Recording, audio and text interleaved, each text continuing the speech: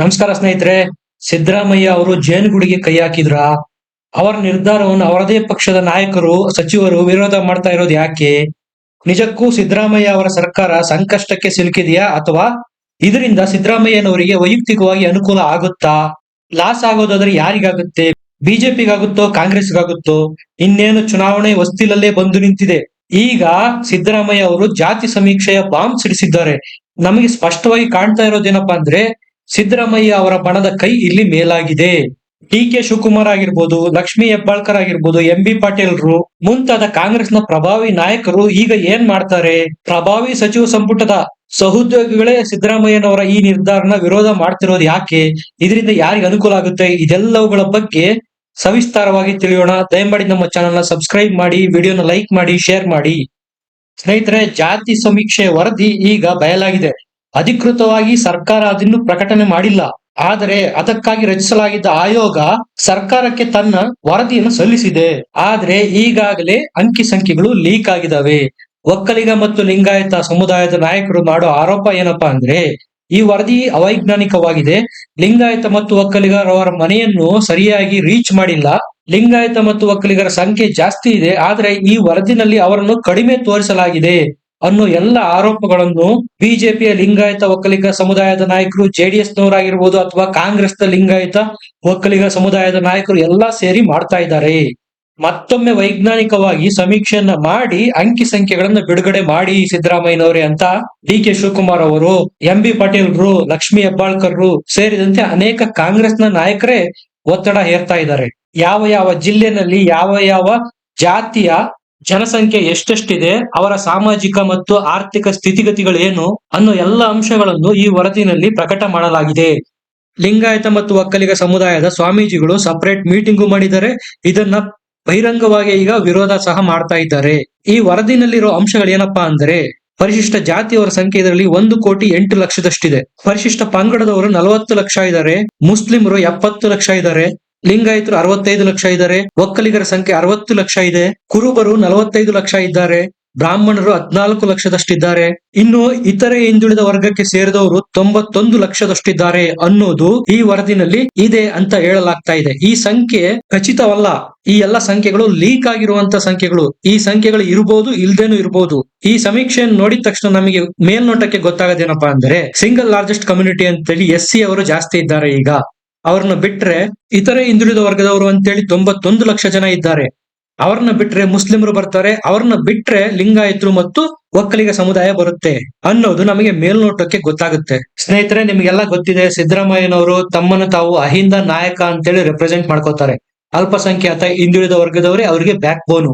ಈ ಸಮೀಕ್ಷೆಯಲ್ಲಿ ಅವರು ತೋರಿಸೋದಕ್ಕೆ ಏನು ಇಷ್ಟಪಟ್ಟಿದಾರಪ್ಪ ಅಂದ್ರೆ, ನೋಡಿ, ಹಿಂದುಳಿದ ವರ್ಗದವರ ಸಂಖ್ಯೆ ಜಾಸ್ತಿ ಇದೆ, ಅಲ್ಪಸಂಖ್ಯಾತರ ಸಂಖ್ಯೆನೂ ಜಾಸ್ತಿ ಇದೆ, ಇತರೆ ಹಿಂದುಳಿದ ವರ್ಗದವರ ಸಂಖ್ಯೆನೂ ಜಾಸ್ತಿ ಇದೆ. ಹಾಗಾಗಿ ಸಮಾಜದಲ್ಲಿ ಸಾಮಾಜಿಕ ಮತ್ತು ಆರ್ಥಿಕ ಸ್ಥಾನಮಾನಗಳು ಅವರವರ ಸಂಖ್ಯೆಗೆ ತಕ್ಕಂತೆ ಈಗ ಕೊಡಬೇಕು ಅನ್ನೋದು ಸಿದ್ದರಾಮಯ್ಯನವರ ವಾದ.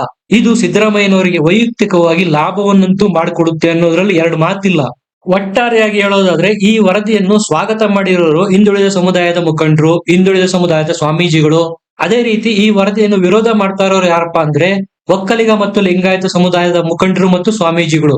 ಅವರು ಯಾವುದೇ ಪಕ್ಷದವರಾಗಿರ್ಬೋದು, ಬಿಜೆಪಿಯವರಾಗಿರ್ಬೋದು, ಜೆಡಿಎಸ್ ಅಥವಾ ಕಾಂಗ್ರೆಸ್ನವರಾಗಿರ್ಬೋದು, ಈ ಎರಡು ಸಮುದಾಯದವರು ವರದಿಯನ್ನು ವಿರೋಧ ಮಾಡ್ತಾ ಇದ್ದಾರೆ. ಉಳಿದ ಸಮುದಾಯದವರು, ಅವರು ಯಾವುದೇ ಪಕ್ಷದಲ್ಲಾಗಿರ್ಬೋದು, ಒಟ್ಟು ಹಿಂದುಳಿದ ವರ್ಗಕ್ಕೆ ಸೇರಿದವರಾದ್ರೆ ಅವರು ಇದನ್ನ ಸ್ವಾಗತ ಮಾಡ್ತಾ ಇದ್ದಾರೆ.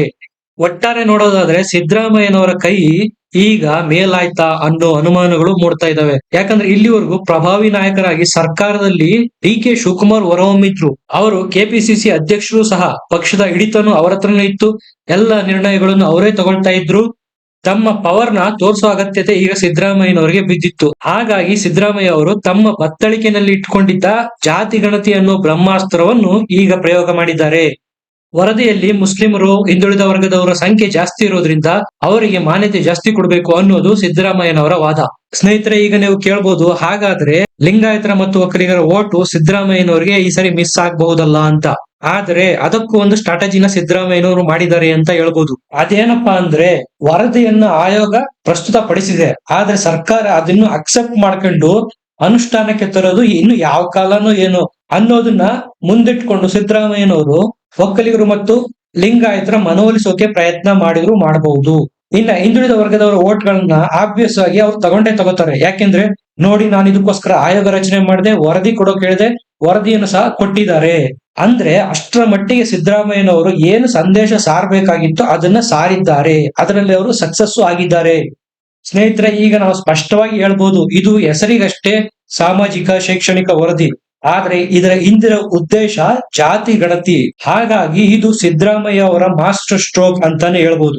ಎಲ್ಲ ಕಡೆ ಲೋಕಸಭಾ ಚುನಾವಣೆ ಸಮೀಕ್ಷೆಗಳಲ್ಲಿ ಕಾಂಗ್ರೆಸ್ಗೆ ಹಿನ್ನಡೆ ಅನ್ನೋ ಮಾತುಗಳೇ ಕೇಳಿ ಬರ್ತಾ ಇದೆ. ಹಾಗಾಗಿ ಸಿದ್ದರಾಮಯ್ಯನವರು ತಮ್ಮ ಸರ್ಕಾರ ಇದೆ ಕರ್ನಾಟಕದಲ್ಲಿ, ಇಲ್ಲಿ ಏನಾದ್ರೂ ಮುಖಭಂಗ ಆದ್ರೆ ಕಷ್ಟ ಅಂತ ಹೇಳಿ ಲೋಕಸಭಾ ಚುನಾವಣೆಗೆ ಮುಂಚೆನೆ ಈ ರಿಪೋರ್ಟ್ ನ ಸಬ್ಮಿಟ್ ಮಾಡುವಂತೆ ಮಾಡಿದ್ದಾರೆ ಮತ್ತು ಅಂಕಿ ಸಂಖ್ಯೆಗಳು ಲೀಕೇಜ್ ಆಗುವಂತೆ ಮಾಡಿ ಸ್ಪಷ್ಟ ಸಂದೇಶವನ್ನಂತೂ ಸಾರಿದ್ದಾರೆ. ಈಗ ವರದಿ ವಿರುದ್ಧ ಸಿಡಿದೆದ್ದಿರೋ ತಮ್ಮದೇ ನಾಯಕರನ್ನು ಯಾವ ರೀತಿ ಸಿದ್ದರಾಮಯ್ಯನವರು ಸಮಾಧಾನ ಪಡಿಸ್ತಾರೆ ಅನ್ನೋದು ಕಾದು ನೋಡ್ಬೇಕು. ನಿಜಕ್ಕೂ ಸಿದ್ದರಾಮಯ್ಯನವರು ಈ ವರದಿಯನ್ನು ಜಾರಿಗೊಳಿಸ್ತಾರ ಅಥವಾ ಭೂತ ಬಂತು ಭೂತ ಅಂತೇಳಿ ವರದಿಯನ್ನು ತೋರಿಸ್ಬಿಟ್ಟು ರಾಜಕೀಯ ಲಾಭವನ್ನಷ್ಟೇ ಪಡಿತಾರ ಅನ್ನೋದು ಮುಂದಷ್ಟೇ ಗೊತ್ತಾಗುತ್ತೆ. ಸಂದೇಶನಂತೂ ಸಿದ್ದರಾಮಯ್ಯವರು ಕೊಟ್ಟಿದ್ದಾರೆ, ತಮ್ಮ ಕೈ ಮೇಲಾಗಿದೆ ಇಲ್ಲಿ ಅಂತ.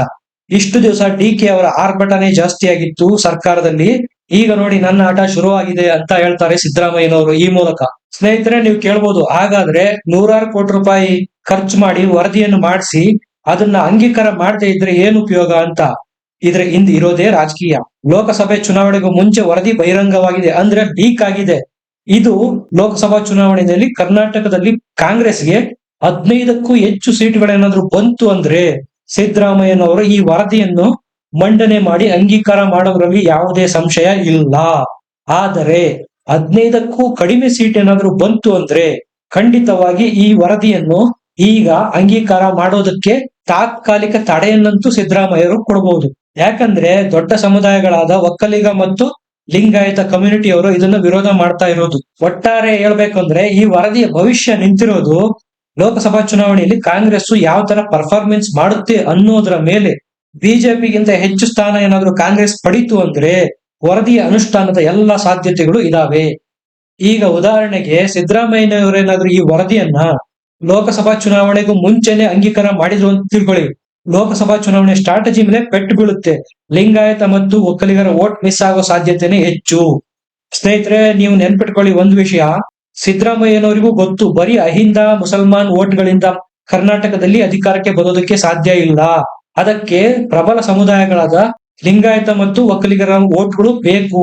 ಹಾಗಾಗಿ 135+ ಸೀಟ್ಗಳನ್ನು ಕರ್ನಾಟಕದಲ್ಲಿ ಸಿದ್ದರಾಮಯ್ಯ ಅವರು ಗೆದ್ದಿದ್ದು. ಇದು ಗೊತ್ತಿರೋದ್ರಿಂದಲೇ ನಾನು ಹೇಳ್ತಾ ಇರೋದು, ಸಿದ್ದರಾಮಯ್ಯನವರು ಈ ವರದಿಯನ್ನು ಈ ಕ್ಷಣಕ್ಕೆ ಅಂಗೀಕಾರ ಮಾಡೋದು ಸಾಧ್ಯ ಇಲ್ಲ. ಸ್ನೇಹಿತರೆ, ಇದಿಷ್ಟು ಜಾತಿ ಗಣತಿ ವರದಿಯ ಬಗ್ಗೆ ನಿಮ್ಮ ಅಭಿಪ್ರಾಯನ ಕಮೆಂಟ್ ಮಾಡಿ ತಿಳಿಸಿ. ನಮ್ಮ ಚಾನೆಲ್ ನ ಸಬ್ಸ್ಕ್ರೈಬ್ ಮಾಡಿ, ವಿಡಿಯೋನ ಲೈಕ್ ಮತ್ತು ಶೇರ್ ಮಾಡಿ.